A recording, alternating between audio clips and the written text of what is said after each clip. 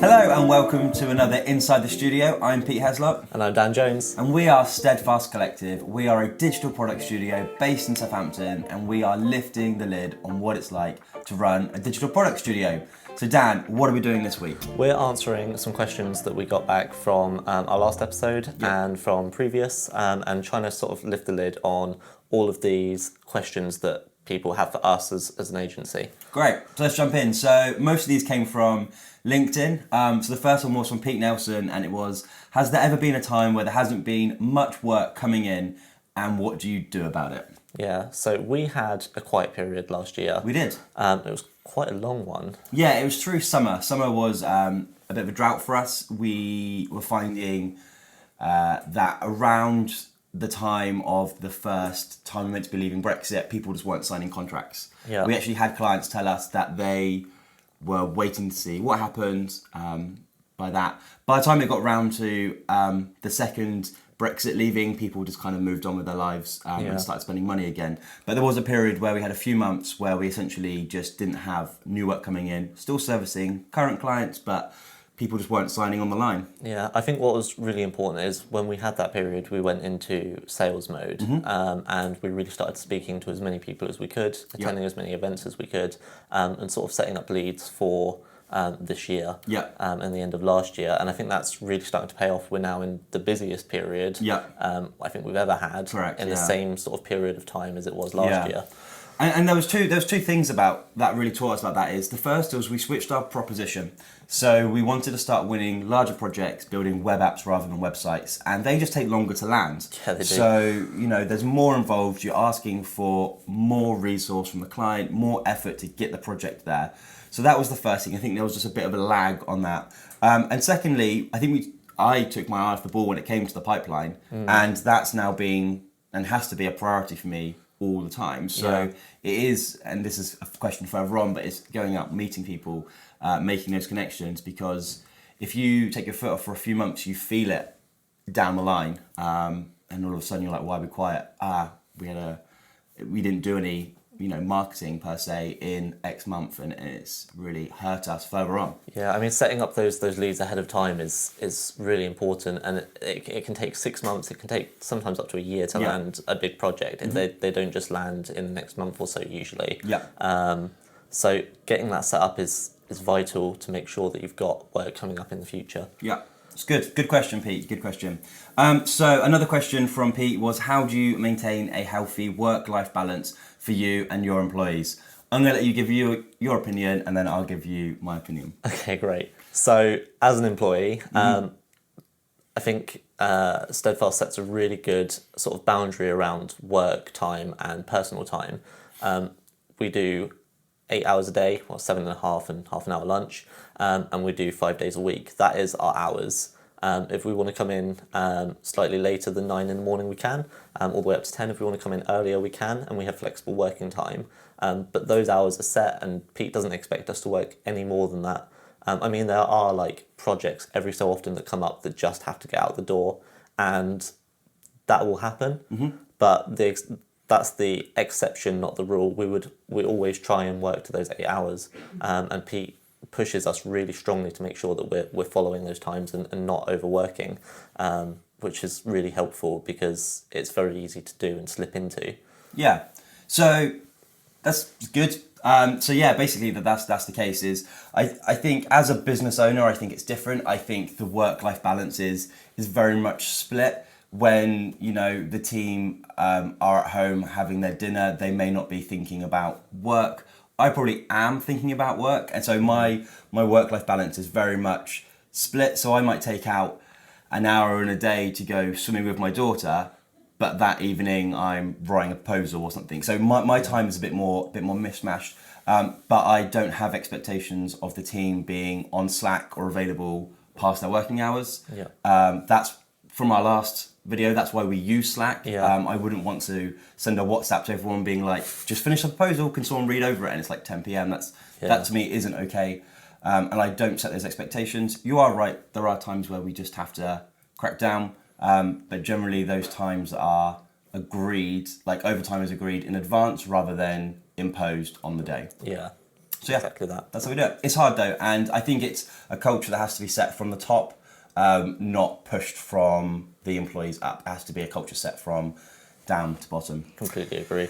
Michael asks, for one of my students at Brunel University, what is the best way to land an internship or a graduate job? You are perfect to answer this. Yeah, so I think it really comes down to getting out and meeting people. Just sending a cold email doesn't do it. Get yourself along to things like events. Make sure that you're putting good work out and actually having an online portfolio, and make sure that you're having something to show that you're actually competent and you know what you're doing. Or if you're not, that you're learning and showing your journey of learning. Yeah. So I joined Steadfast through coming to an event that Pete had put on. And that was sort of key to making that connection. Yeah. And it worked really well. Yeah. 100%. I would say as an employer, where I get emails from uni students all the time, I will look at your portfolio before I look at your CV every single time. Have a good one. I would personally rather you were talented in one thing rather than average across many, because then I can put you to use quite quickly on that one thing rather than having an average spread of everything. And also, don't be afraid to email, follow up, send post, whatever you need to do to get through to the agency you want to work with. Yeah. I am more likely to respond to a student if they actually know who we are and what we do. Yeah. So, hi Pete, you're at Steadfast Collective, I get that. And they put a bit more context into the email rather than, hi business owner. Those emails tend to get ignored because I don't want to reply to a blanket email. Sending like 5 really high quality emails where you've done your research on the agency and the team there is far more valuable and much more likely to get you a job than sending 100,000, even probably 10,000 just generic blanket emails. And it's likely going to get you a better job as well, because if you're really working out where you're applying to and looking at the company carefully, you'll find somewhere that's a much better place to work and might have the right culture in place. So I think it's really important to really spend your time and consider who you apply to and how you do that. I think that's pretty much what it comes down to. That's it. One more little note on that as well. Anything you do build, get it out, put it on social. It doesn't have to be amazing, but just showing the journey of learning, that goes a really long way. There's nothing worse than when we get sort of an applicant or someone who's messaged us who doesn't have anything to show. We can't see what they've done. We can't see what their current knowledge is. But if they have a portfolio, we can see and we can sort of judge that and either give feedback or get them in for a meeting. Yeah, we're out in the sticks, so you have to get a bus to us or drive. And the amount of students I reply, and then after I've replied, they then work out they can't actually get to us for a conversation. Yeah, that's frustrating. Yeah, At least annoying. Look where we are before you apply. Next question from Ryan. In terms of percentage, how do you spend your marketing budget across active channels? That is a good question. We do have a marketing budget. It's fairly loose. It's not particularly large. I would say our marketing budget, if you don't include time from the team, is very small. If you do include time from the team, is quite large. So I would say our split is 50% of our marketing is probably effort, cost of resources goes into creative business, our event we run every month in Southampton. There's a bunch of costs there, like literal, just direct costs. There's also a lot of effort that goes into running them, time to produce the event, to curate the event, to organise the speakers, etc. 20% goes into inside the studio. That's these videos. We have to sit down, research, plan our topics. Ryan then has to film, edit, produce the social clips. We then have to put them out. We then have to make sure we've written a blog post to go with it. We then have to think about marketing around it. And that's a whole thing. 20% goes on, this is not really marketing, but a good chunk of my time is I'm in London, I'm in Guildford, I'm in Brighton, meeting people, and train costs, travel, parking, eating lunch in London, all those things are expensive and take a lot of time. Yeah. So I might be in London meeting 3-4 people for potential work or just getting to know them. That's a good chunk of my time in our marketing budget gone. Yeah. And then every year we do about 2 campaigns.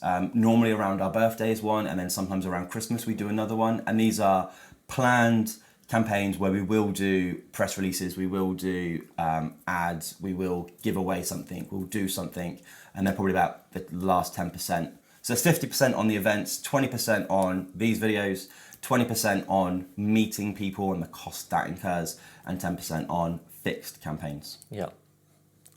Yeah. That's it. Great. So the final question, which is from Dan de la Cruz, is how do you prioritise opportunities? Do you say yes to every good opportunity to meet someone, or do you have clear guidelines about what is a good opportunity and who to meet? That's a good question. So that obviously links to the previous question, which is nice. And I think it all depends on the context. Sometimes, Yeah. generally for me, it's how interesting is that person? Yeah. How interesting is it? And also just logistics. Like if they want to meet in London and I'm not in London that day, unless they're really compelling to me, that's a big ask for me to go to London to meet one person for a coffee.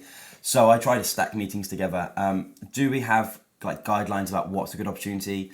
Not really. I use my gut feeling. I mean, good opportunity can be defined lots of ways. Like, yeah, there might be a project that could make us a lot of money, but it might be really awful. Like, it might be really difficult for us to work on. It might be something that we really don't agree with, or it might be something that we really agree with, and it's something like a charity, which is great, and we feel really strongly about that, but then the finances might not make sense. And it's looking at how can we bridge the gap there to make sure that we're finding the right opportunities for things that we want to work on for the right amount of money, basically. And also that opportunity might not even be work. So I've been to London for trips to meet 4 or 5 people in a day. None of them were in the intention of directly winning work that day. They were just, let's meet each other, let's get to know each other, you're interesting, we work in either similar spaces or complementing spaces. So for me, I think it's just, does it make sense to be that person? It is expensive taking time out of the office. So it's weighing that up. And generally, it also just depends on how busy we are. Like if we're really busy, it's hard to squeeze things in, but I like to meet as many people as I can. I think for me, you never know who your next job's going to come through. It might not be from them, it might be from them, their friend or something. So I like to try and meet as many people as I can, but it's... Recently, we've had clients pass along from like people who we've known for quite a while that have never sent us work, and it's, as you said, it's just, it can come from any of those connections that you've made at any point in time. They might have a project that's been brewing for 4 years maybe, that suddenly they've just decided they want to flip the switch on, and it's, you've been speaking to them for years, and then it's suddenly, oh, that would be great, let's go with that. And it's just setting up those conversations for a future date. And I guess my last point in this was, and I think I brought this up in a previous video, is if you're the one who wants to meet for the opportunity, you have to make it easy for that person. If there was an agency owner in London who I really wanted to meet, I wouldn't expect them to meet me in Southampton. I'd expect to go to them. Where's easy to meet you? What time? What day? You know, do you want to meet at your office? Do you want to buy lunch outside? You have to make it easy for the person if you're the person who's trying to chasing the opportunity. And I think that's really key, because you need to make the friction as least as possible for them. Yeah, I think that's really important. So I think that pretty much sums up all of the questions that we've had this week. If you've got any more, please reach out to us and we can get them answered in the future. We'll be back next week. You can subscribe to this as a podcast on Spotify or iTunes or wherever you get your podcasts, or you can watch on YouTube. Just search Steadfast Collective. We'll be back next week and we'll see you then. Cheers. Cheers.